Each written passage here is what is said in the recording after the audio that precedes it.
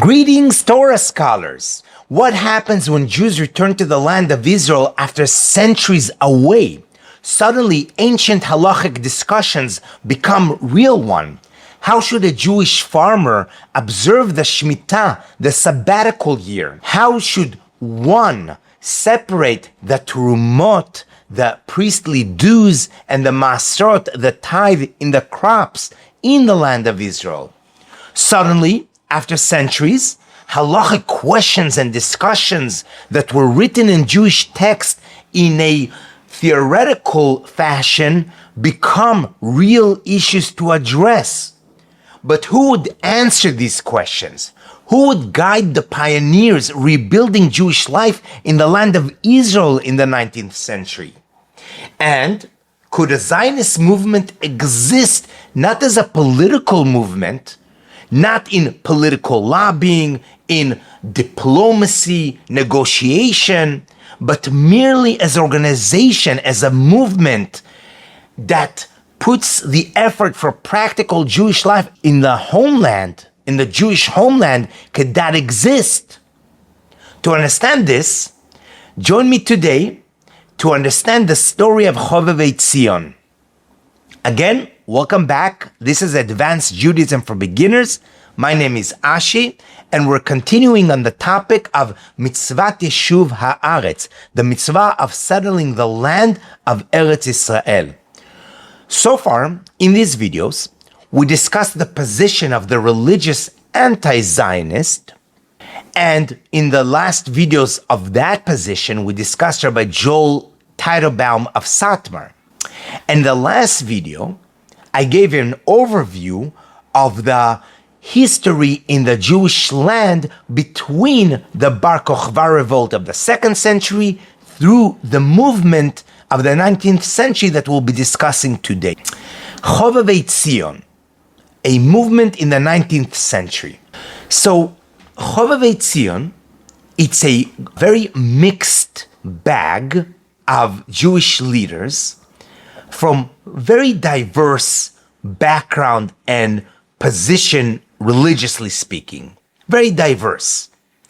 Anywhere from Leon Pinskar, who was a Jewish secular mitboded and assimilating, culturally speaking, Jew. Leon Pinskar, Yehuda Leib Pinskar, he supported this movement, Chovevei Zion, Lovers of Zion, because even though he was a secular Jew, he believed that we should encourage the Jews in the 19th century to return to the homeland of Eretz Israel. And in the other spectrum of that movement was Rabbi Zvi Hirsch Kalischer, who was an Orthodox rabbi who also supported the movement of returning back to the land of Israel. So it was a very, very diverse group. And again, the common denominator between all of them is the support to move back to the land of Israel.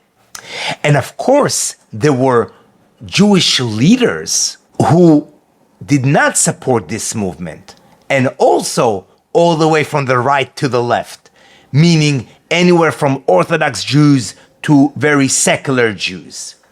So Chovevei Zion, they indeed encouraged the Jews to go back to the land of Israel.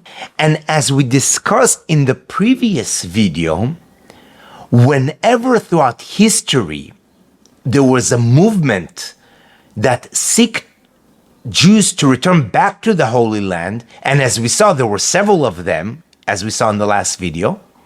So what motivated them and the factors that caused that movement to come about was really, it was several factors, few things that motivated them. And in the 18th century, with the rise of anti-Semitism in Tsarist Russia, and more pogroms occurring throughout Tsarist Russia, that again brought the question is, do Jews belong in Europe?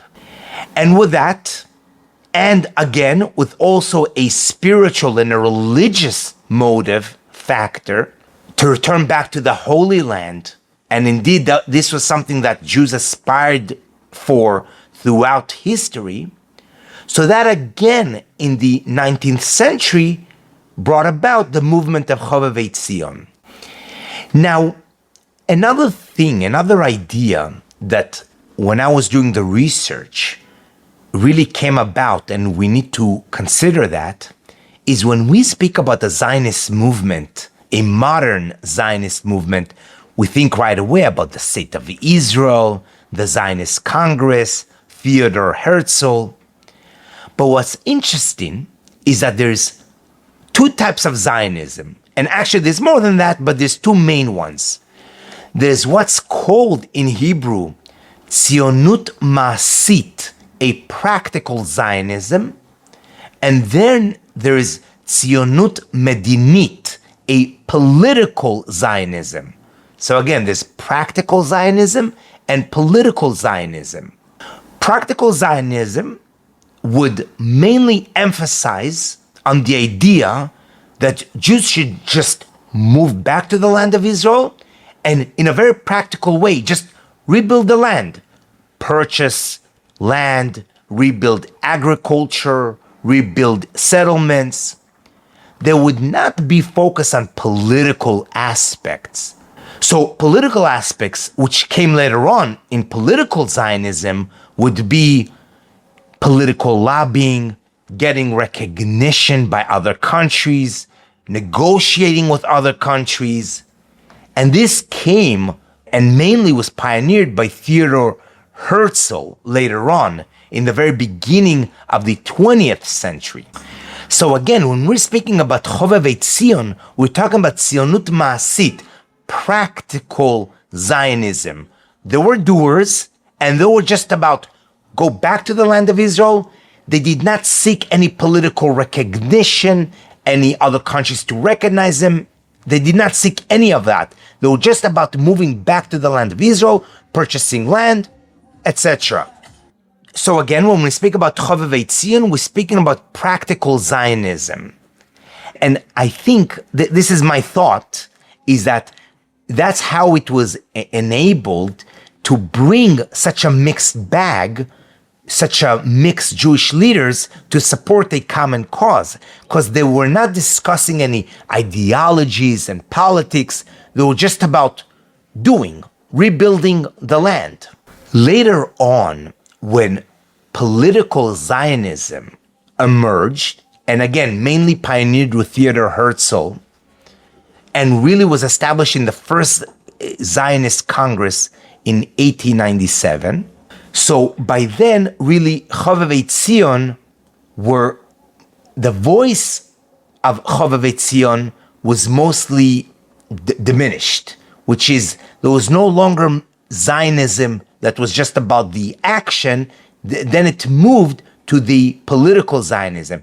And when it came to the political Zionism, at that point and in that stage, Zionism, for the most part, was mostly secular entirely. But again, going back to Chovevei Zion, we have a very mixed group. And as I mentioned, Rabbi Zvi Hirsch Kalischer, a very orthodox rabbi, a Talmid Chacham, a Torah scholar, supported this movement. And he wrote the book, Drishat Zion, Seeking Out for Zion.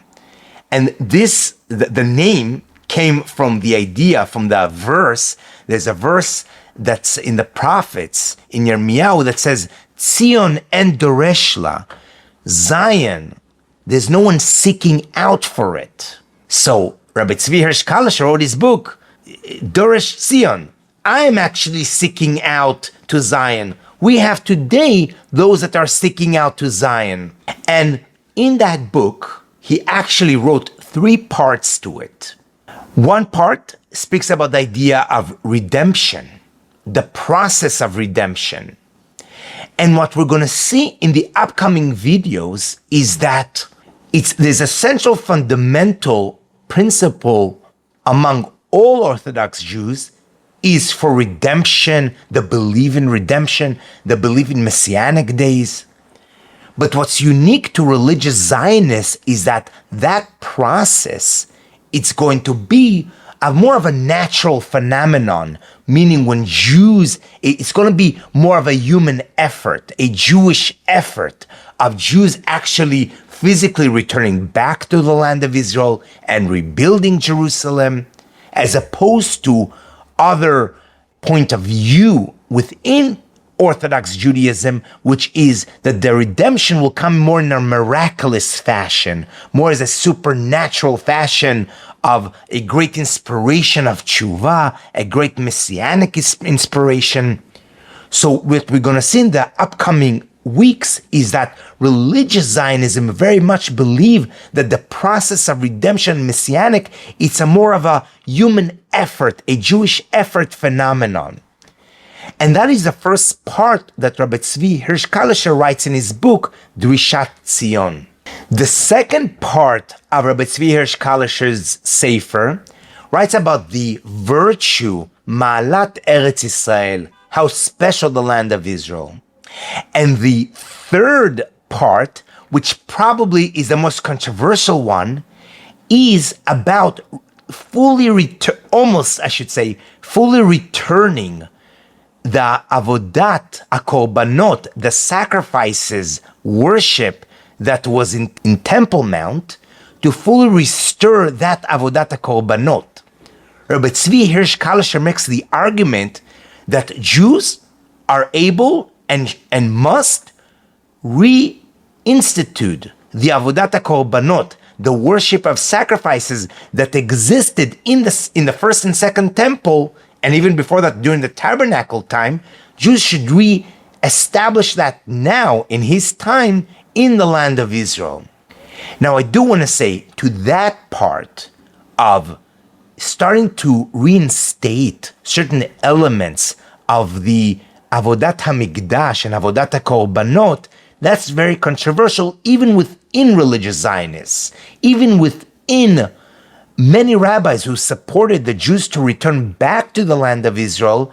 They did not go so far as Rabbi Zvi Hirsch Kalischer and supported to reinstate Avodat HaKorbanot, the worship of sacrifices, of animal sacrifices.